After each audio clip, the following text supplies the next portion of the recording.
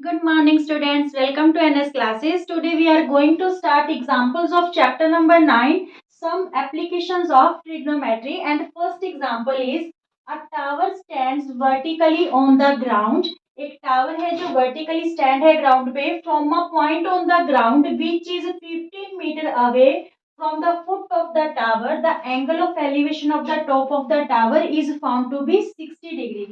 तो हमें टावर की हाइट पता करनी है। सबसे पहले देखिए जो टावर है, ठीक है, वो वर्टिकली स्टैंड है ग्राउंड पे और एक पॉइंट जो टावर से कितनी दूर है, 15 metre away from the tower. Tower से 15 मीटर अवे है। तो यहाँ से अगर आप टॉप देखते हो टावर का, तो जो एंगल ऑफ एलिवेशन है दैट इज 60 डिग्री। ठीक है, एंगल ऑफ एलिवेशन क्या बन रहा है, 60 डिग्री। तो यहाँ पे देखिए a tower stands vertically on the ground from a point on the ground which is 15 meter away from the foot of the tower. Tower के फुट से जो 15 मीटर अवे है, the angle of elevation of the top of the tower, ठीक है, is found to be 60 degree. तो हमें पता क्या करनी है, हाइट पता करनी है टावर की। तो यहाँ पे हम इसको नेमिंग दे लेते हैं ABC। ठीक है, तो यहाँ पे देखिए बिल्कुल इजी से एग्जांपल है। इन ट्रायंगल एबीसी हमें पता क्या करना है, अगर इससे एक्यूट एंगल की बात हो रही है तो इसकी अपोजिट साइड परपेंडिकुलर है और एडजेंट साइड बेस है। तो हमें टावर की हाइट मींस परपेंडिकुलर ही फाइंड आउट करना है। तो यहाँ पे देखिए हम रेशियोज ले लेंगे BC अपॉन AB। ठीक है, एक जो साइड हमने फाइंड आउट करनी है और एक जो गिवन होती है। तो यहाँ पे ये परपेंडिकुलर अपॉन बेस क्या होता है, 10। ठीक है, तो ये 10 60 डिग्री बन गया। BC हमने एच लेट की है, ए बी हमें दे रखी है 15 और tan 60 की वैल्यू होती है √3। तो ये 15 जो है राइट हैंड साइड जाके मल्टीप्लाई हो गया। तो हाइट क्या आ गई, जो टावर है उसकी आ गई हाइट अब हमारे पास 15√3 मीटर। Is it clear? बिल्कुल इजी सी एग्जांपल है। ओके स्टूडेंट्स, सेकंड एग्जांपल रहेगा an electrician has to repair an electric fault on a pole of 5 metre height. ठीक है, साथ के साथ हम डायग्राम ड्रॉ कर लेते हैं इसका। यहाँ पे देखिए ए से लेके डी पॉइंट तक हमारे पास 5 जो मीटर है लेंथ में, हाइट में हमारे पास क्या गिवन है, पोल। ठीक है, तो यहाँ पे उसे को जो एक इलेक्ट्रिशियन है उसको रिपेयर करनी है। She needs to reach a point 1.3 metre below the top of the पोल।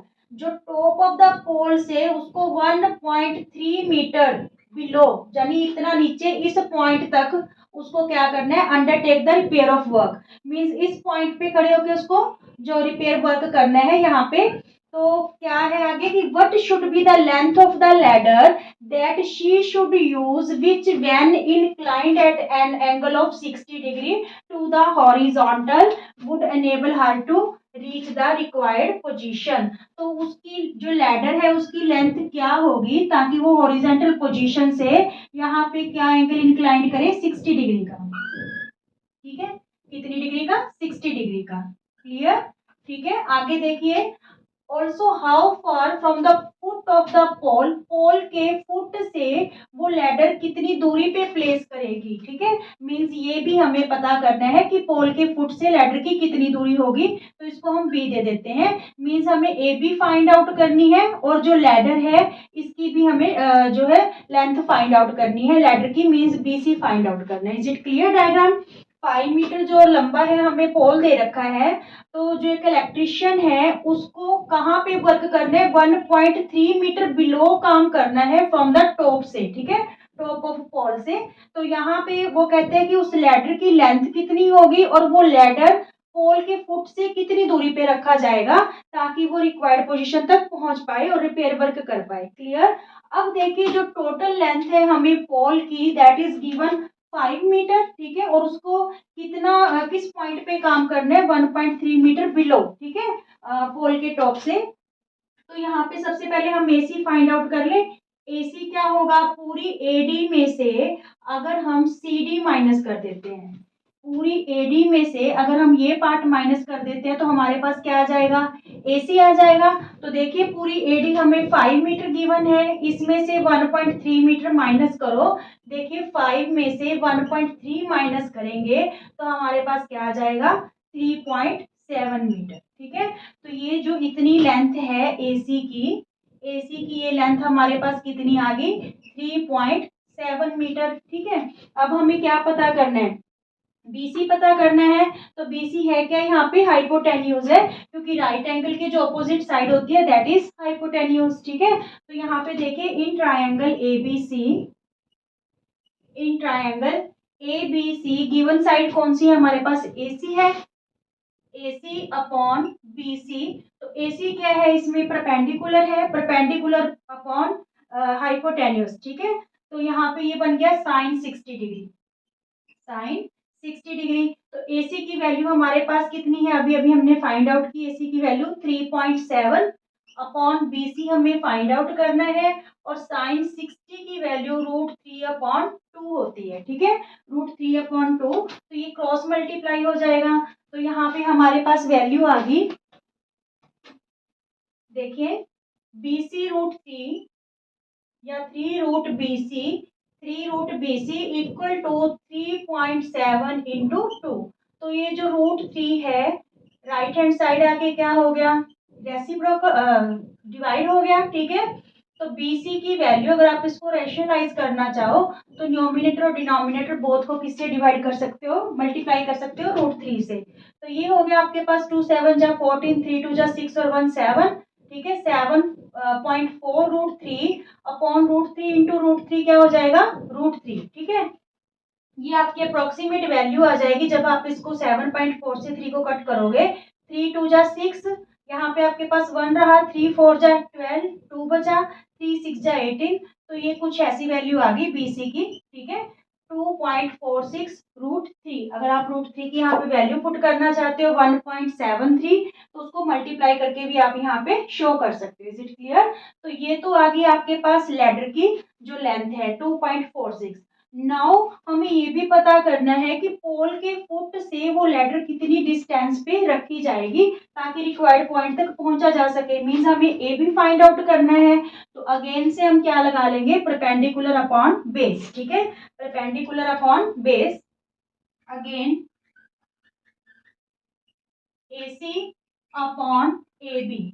तो यहाँ पे देखिए परपेंडिकुलर अपॉन बेस क्या बनता है, tan 60 degree, tan 60 degree. AC की वैल्यू हमें क्या गिवन है, 3.7, AB हमें पता नहीं। ठीक है, और tan 60 की वैल्यू होती है √3। तो ये जब क्रॉस मल्टीप्लाई करेंगे AB √3 equal to 3.7, AB √3 equal to 3.7, तो ये √3 इधर आके क्या हो जाएगा, डिवाइड हो जाएगा। 3.7 अपॉन √3, इसे रैशनलाइज करने के लिए हम न्यूमिनेटर और डिनोमिनेटर दोनों को √3 से क्या कर देंगे, मल्टीप्लाई। तो यहाँ पे AB की वैल्यू आ गई हमारे पास 3.7 √3 अपॉन √3 क्या बन गया, 3। इसको आप कैंसिल करोगे 3.7 से 3 को, 3 1 जा 3, 3 2 जा 6, यहाँ पे 1 बचा, 3 3 जा 9। ठीक है, तो ये आ जाएगी आपकी value 1.23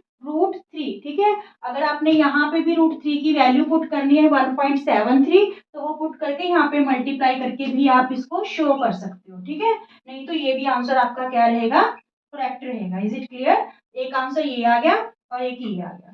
okay, friends example number 3 रहेगा, an observer 1.5 metre tall is 28.5 metre away from a chimney.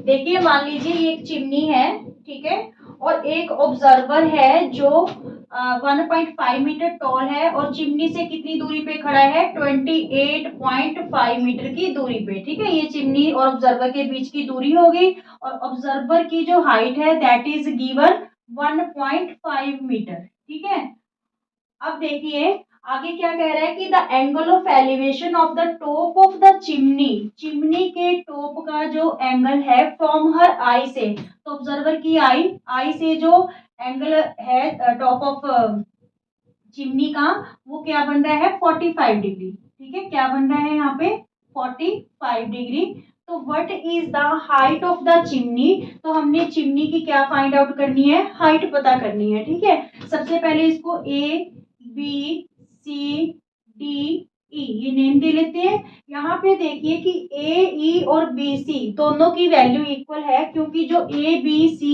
ई है एक रेक्टेंगल फॉर्म कर रही है, ठीक है। तो अब यहाँ पे देखिए A E equal to B C, तो यहाँ पे ये दोनों क्या होगी 1.5 मीटर, मीन्स बी सी आपकी 1.5 मीटर होगी, ठीक है। सिमिलरली ए बी और ई सी, ठीक है, ये भी सेम है, A B equal to E C 28.5 metre, 28.5 metre, ठीक है। हमें पता क्या करनी है, चिमनी की हाइट पता करनी है। तो चिमनी देखिए यहाँ से लेके यहाँ तक है, ठीक है, मीन्स हमें क्या पता करना है, बी डी। तो बी डी क्या रहेगी आपके पास, C D plus B C, ठीक है। तो सी डी तो हम फाइंड आउट कर लेंगे और बी सी हमें पता चल गया कि 1.5 मीटर है, क्लियर। तो यहाँ पे देखिए इस ट्रायंगल में, राइट एंगल ट्रायंगल में सी डी ई में, in triangle C D E, तो यहाँ पे हमने फाइंड आउट क्या करना है, ये हाइट पता करनी है, ठीक है।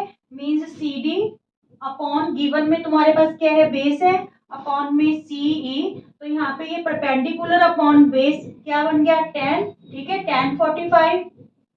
तो सी डी की वैल्यू तो हमने फाइंड आउट करनी है, सी ई इज गिवन 28.5 एंड 1045 की वैल्यू क्या होती है 1 होती है, ठीक है। तो यहाँ पे सी डी हमारे पास क्या आ जाएगा 28.5, इधर मल्टीप्लाई हो जाएगा तो 28.5 मीटर, ठीक है। अब हमें पता क्या करना था, पूरी बी डी फाइंड आउट करनी है, क्योंकि हमने चिमनी की हाइट पता करनी है। तो पूरी बी डी क्या थी, C D plus 1.5, B D क्या थी हमारे पास, सी डी प्लस 1.5, तो सी डी है 28.5 और प्लस 1.5, तो बी डी हमारे पास आ गई 30 मीटर, ठीक है। So height of chimney is 30 metre, is it clear, okay. इस एग्जाम्पल नंबर 4 रहेगा, from a point P on the ground of the angle of elevation of the top of a 10 metre tall building is 30 degree. देखिए एक tall building है जिसकी height हमें दे रखी है 10 metre, ठीक है। तो यहाँ पे एक पॉइंट P है ग्राउंड पे एक पॉइंट क्या है P, ठीक है। तो यहाँ से वो क्या कह रहा है कि angle of elevation of the top of the building के टॉप का जो एंगल ऑफ एलिवेशन है इस पॉइंट से, वो क्या बन रहा है हमारे पास 30 डिग्री का बन रहा है, ठीक है, 30 डिग्री। आगे देखिए, a flag is hosted at the top of the building, इस बिल्डिंग के टॉप पे एक फ्लैग है जो होस्ट किया गया है, ठीक है। And the angle of elevation of the top of the flag stuff from point P is 45। इस पॉइंट P से जब यहाँ देखेंगे फ्लैग स्टफ के टॉप पे, तो यहाँ पे एंगल कितना बनेगा हमारे पास 45 डिग्री, ठीक है। Now find the length of the flag staff and the, सबसे पहले तो जो ये लेंथ है फ्लैग स्टाफ की, यहाँ इस पॉइंट से लेके इस पॉइंट तक, ये हमें फाइंड आउट करनी है। और क्या पता करना है, the distance of the building from the point P, कि जो बिल्डिंग है वो पॉइंट P से कितनी दूरी पे है, ठीक है। और हमें बोला गया कि √3 आप 1.732 यूज कर सकते हो। तो हम यहाँ पे ए बी सी पॉइंट ले लेते हैं, ठीक है। सबसे पहले देखिए इस ट्रायंगल में ए बी पी में, क्योंकि हमने बिल्डिंग की उस पॉइंट पी से डिस्टेंस फाइंड आउट करनी है और एक हमने बी सी फाइंड आउट करनी है, ठीक है। हमने फाइंड आउट क्या क्या करना है, एक तो ए पी फाइंड आउट करनी है और second B C find out करनी है, क्लियर। तो सबसे पहले ट्रायंगल लेंगे, in triangle A B P, ठीक है। A B upon A P, तो ये परपेंडिकुलर अपॉन बेस क्या हो गया हमारे पास 10, ठीक है, 10। अब इस ट्रायंगल का एंगल देखिए, इस ट्रायंगल का एंगल ये वाला है 30 डिग्री, ठीक है। तो यहाँ पे 10 30 डिग्री आ जाएगा। ए बी की वैल्यू हमारे पास 10 है, ए पी हमने फाइंड आउट करना है।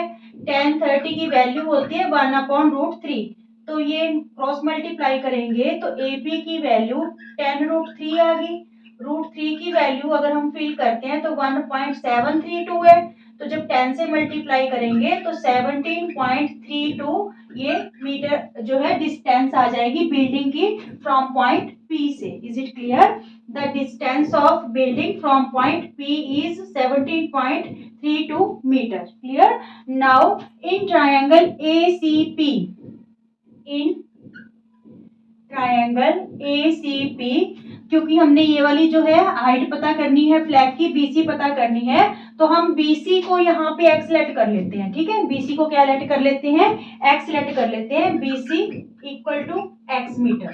ठीक है, BC equal to x metre. तो ACP ट्रायंगल में मीन्स पूरी ट्रायंगल में ACP में perpendicular means AC upon base AP है, इक्वल टू ये क्या बन जाएगा tan 45 डिग्री. ठीक है, क्योंकि पूरी ट्रायंगल का एंगल ये वाला है 45, तो परपेंडिकुलर अपॉन बेस tan 45.